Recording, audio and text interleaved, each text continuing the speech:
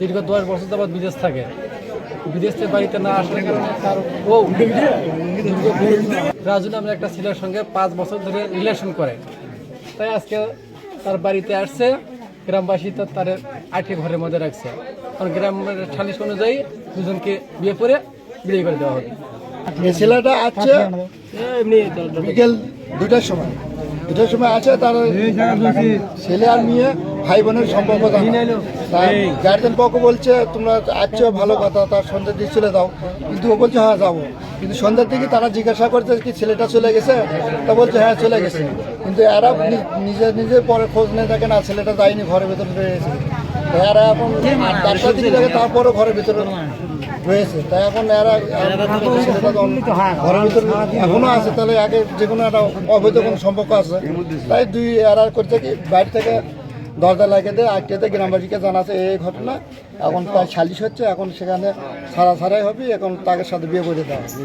দরজাও খোলে না। তারপরে ছেলের যে ওই মেয়ের যে দেবর আছে, দেবররা দরজা বলছে দরজা খোল, মেয়েও দরজা খোলে, ছেলেও দরজা মনের বাসনা কোনো রূপ না খোলা। পাওয়ার পরে দরজা খুলে দিয়েছে, দেওয়ার পরে দেখে এই ঘটনা। এটা কয়টার সময়? এটা হচ্ছে ছেলে তো আছে সকাল 10টার দিকে। ছেলে রান্না করে খাওয়া হচ্ছে, ছেলে খাওয়া দেয় ঘরের মধ্যে, যেরকম নিজের বউ নেই শুয়ে সেই রকম। দেখতেছেন এখানে একটা দুঃখজনক ঘটনা ঘটছে। আমাদের এক প্রবাসী ভাই সৌদি আরবে থাকে দীর্ঘ 8-9 বছর ধরে। উনি ওনারই স্ত্রী বাড়িতে ছিলেন। উনি দীর্ঘ এই সৌদি আরব যাওয়ার পর থেকে উনি দেশে আসতে পারেনি। মেয়ে স্বীকার করছে সে 4 বছরের সম্পর্ক। এখন আমার কথা হলো, এটা এই ধরনের কার্যকলাপ আমাদের প্রবাসী ভাইয়েরা তো আমাদের দেশের জন্য রেমিটেন্স পাঠায়, অনেক কষ্ট করে, তার পরিবারকে সুখে রাখার জন্য দিন রাত 24 ঘন্টা তারা ওখানে পরিশ্রম করে।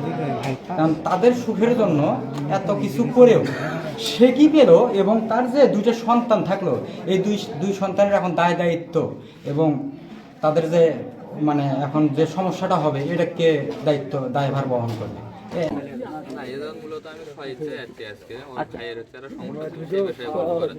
আচ্ছা, আর ওর সাথে হচ্ছে আমার সম্পর্ক অনেক দিন। ওর সাথে আমি ফোনে কথা কই, বা সেটা এই বাড়িতে লোক জানে, ওর বাড়িতে লোক জানায়, জানাজুনো আছে।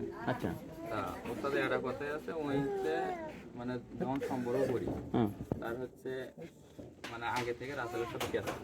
তুমি আমাকে বলছে তাহলে আমি রাসেলের ভাত করে খাবো না। তাহলে রাসেলের ভাত যদি করে না খাও তো তো বিয়ে তো বসে যাবে, তখন না আমাকে দিয়ে বসে। এই হিসেবে ওর সাথে আমি কথা করি।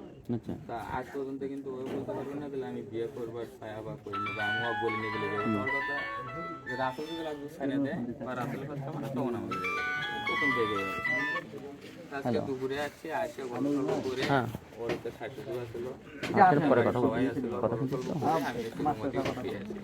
তার নাকি বলছে যে আমি গেছে নাকি, বলছে যে যাইনি গেছে, গেছে। আমি দুটোর মধ্যে শুনে অল্পনা করে উমরে জানলা থাবা দিচ্ছে, দিয়ে বলতেছে ঘর মাথা ব্যবস্থা ঘর মাথা।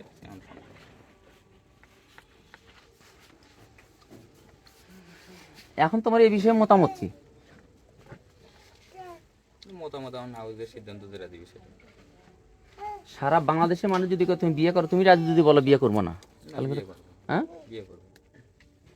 আচ্ছা, তোমার মতামত বলো। হ্যাঁ, বিয়ে বসবে? তোমার 2টা বাচ্চা আছে, তুমি বিয়ে করলে বর হিসেবে মানে নিবো, বউ হিসেবে তোমাকে মানে নিবে। বাচ্চা 2টার অবস্থান কোথায়? বাচ্চা 2টার অপরাধ কি ছিল? এবারে বন্ধ করো বল, বলো কথা বলো। কোনো অপরাধী নেই। হ্যাঁ, কোনো অপরাধী নেই। আমার বাচ্চারাও জানে আমার সাথে রাসেলের কি সম্পর্ক। রাসেল সবসময় আমার গালা দিচ্ছে, আমার বাচ্চারাও জানে। মোবাইলে 100 বার ছেড়ে দিচ্ছে, 100 বার নিচ্ছে। এটা আমার বাচ্চারাও জানে, বাড়ির মানুষও জানে, আমার পরিবারের লোকও জানে, এই বাড়ির লোকও জানে, আশেপাশের গ্রামের লোকও জানে, মানে আশেপাশের লোকও জানে। আমি অনেকবার গেছি, আবার চলে আসছি। মা পুজ করতে গিয়েছে, আমার বউ করতে যায়নি, যায়নি দিয়ে আসে, যায়নি তো থাক, চুপ থাক, আর দেবো দেখি তো সম্ভব এসে না খোয়া করতে আসো। হ্যাঁ, বউ বাড়ি লিখছে, ঘরের মধ্যে আসে। তাই জিনিসটা পোড়া তো পড়াই যাবে, জানলা কাছে গেছে, জানলা কাছে যাচ্ছি, টাকা আসা দিল, তাহলে মনে করেন বেলা আসে, পুজো হয়ে গেল বয় দিবি, টাকা আসা দিল, সবাই যারা যা ঠকে আজে বাজে জল খোলে এইটা আনে দরজা খোলে না ওরা 10 মিনিট পর করে দরজা খোলার পর থেকে দুজন যদি বললাম যে তোরা কী সমাধান বলছে আমি আরও আগেই গেলাম বাসা আসে যদি আসার একদিন আগে আমি আসা যাবো তাও যাওয়ার নিয়োগ করছে এটাই বললো যে আমি আসার আগে একদিন হলেও তাই নিতাম আসা এবার বলেছো না আমি গিয়ে আমার গায়ের মাথা মুখ দিয়ে তাকে ডাকি তাকে ডাকি এসে সেই ঘটনাগুলো পাওয়া হয়